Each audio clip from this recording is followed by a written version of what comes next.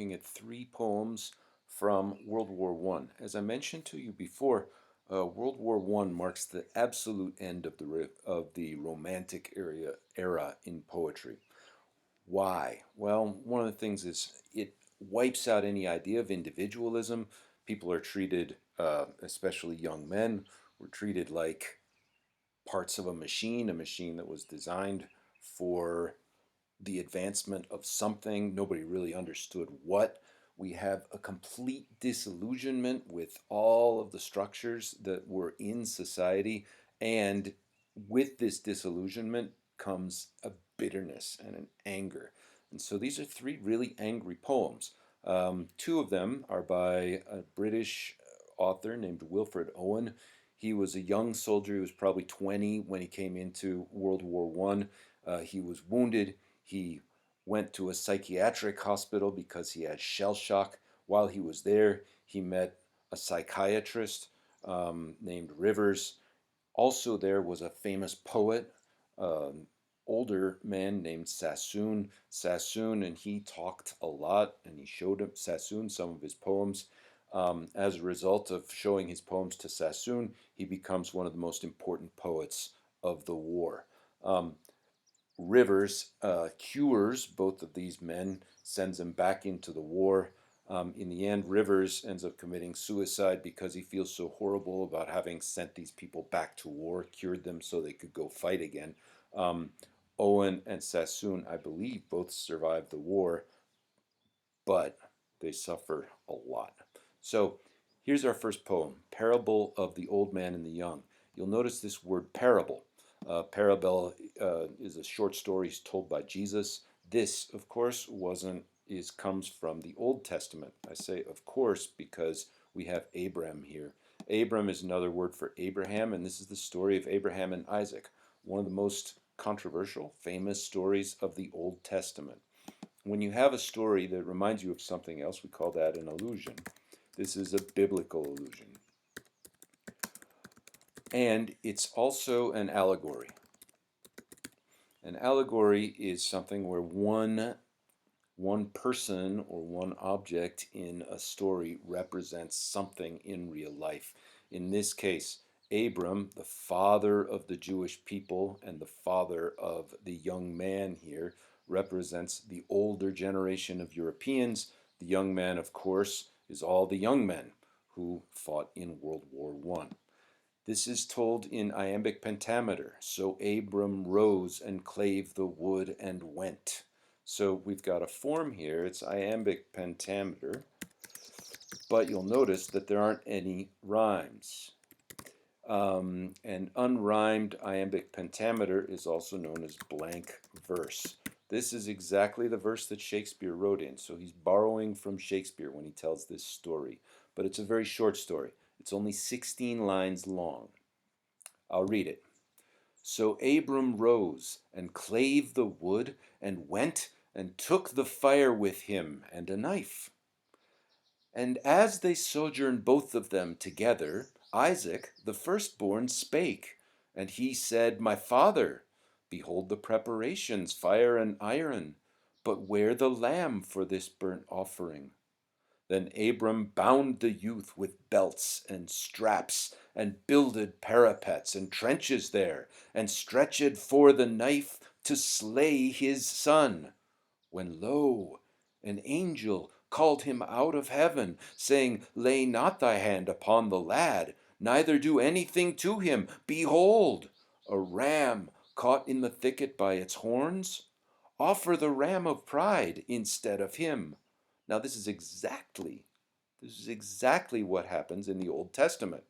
God provides the sacrifice so that Abraham doesn't have to slay his son. God rewards Abraham, for being willing to make the ultimate sacrifice of his own child, but in the end, he provides a substitute.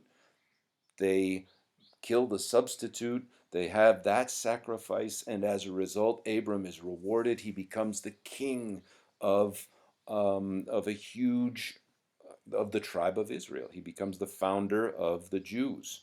In this case, Abram decides, no, I've decided to kill my son, and by gum, I'm going to kill my son. That's what happens here. So, but the old man would not sow, but slew his son, and half the seed of Europe, one by one. Of course, this is a very bitter line. It's very angry. Uh, Abram clearly had a choice. He made a horrible choice. And as a result, an entire generation of young men in Europe is wiped out. So, the allegory, the old man is the older generation. The young man is the younger generation. The old man murders the young man. That's the whole story here. Notice that we change a little bit. When lo, this is a moment of what we call a turn. The turn is the moment where the poem changes. In this case, we have a new speaker. An angel called him out of heaven. So we've got a new speaker. It's this angel that tells him something. He chooses not to listen. And that idea of the older generation not listening is key. So that's that one. I'm going to skip down. I'm going to skip that one for the moment. We'll look at this one now. Dulce et decorum est. This is probably the definitive, the most famous poem of World War One, and it tells the story ironically. So the irony here is a general sense of the heroism of war, the romance of war, the glory of war that is depicted most of the time in literature, especially prior to World War One. In this case, everything that happens shows the opposite of that kind of glory. So, look at the beginning.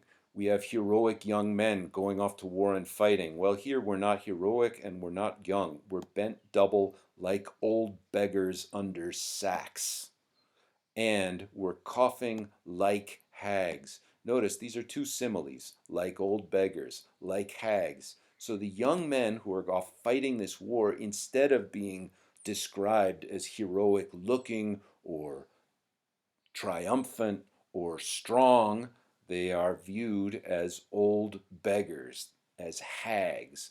They do not look anything like the images of war that are advertised. Here at the bottom, note the Latin phrase from the Roman poet Horace. It is sweet and fitting to die for one's country. Dulce, sweet and fitting, decorum est. So the idea here is we've got a complete reversal of how war is generally advertised. So again, iambic pentameter, bent double, like old beggars under sacks, knock-kneed, coughing like hags, we cursed through sludge, till on the haunting flares we turned our backs, and towards our distant rest began to trudge. Notice also this is in the first person. We've got a narrator that says our. So the narrator is putting himself in the story. So I'm just going to make a note of that because it's important. First person narrator. Iambic pentameter. This time it rhymes. Sacks and backs, sludge, trudge. Boots and hoots, blind behind. Yeah. And then we've got a new stanza. So many had lost their boots, but limped on bloodshod. All went lame, all blind, drunk with fatigue, deaf even to the hoots of gas shells dropping softly behind. Suddenly, now we've got a realization. Gas, gas, quick, boys! An ecstasy of fumbling, fitting the clumsy helmets just in time.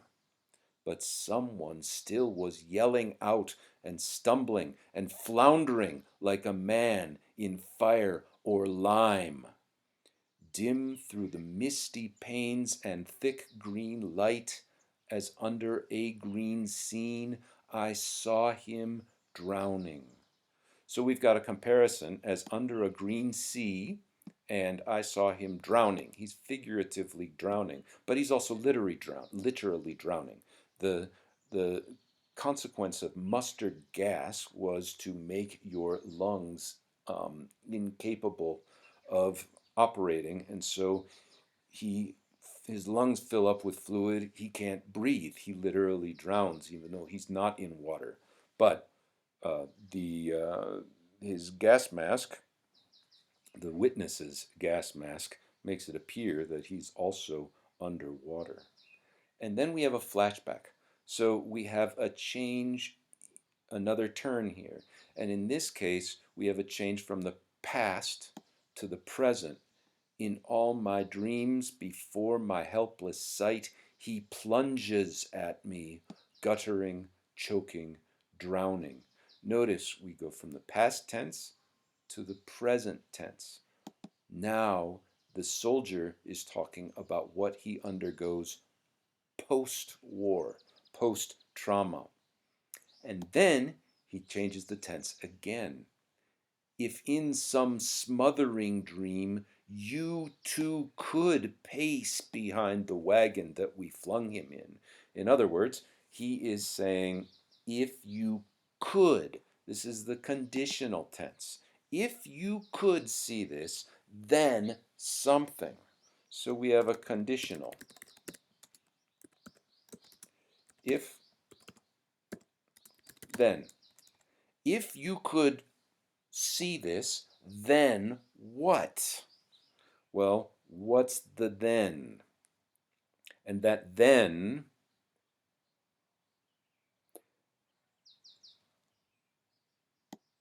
is right here, is the ending. So if you could watch, then, my friend, you would not tell with such high zest. To children, ardent for some desperate glory, the old lie, dulce et decorum est pro patria mori. Remember, back in the previous poem that we looked at, it was also about the father and the son. In this case, the friend must be an older friend, and he's saying, don't talk that way to children. Don't tell children how wonderful war is.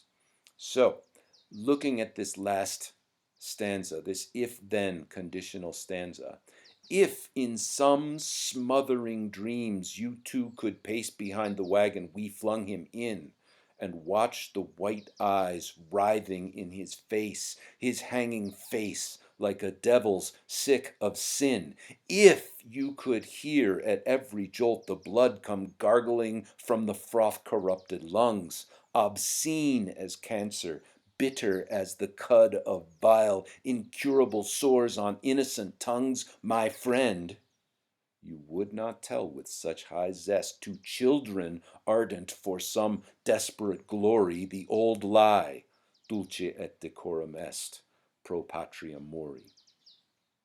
So, got some questions for you on this, and I hope you can think about them and answer them.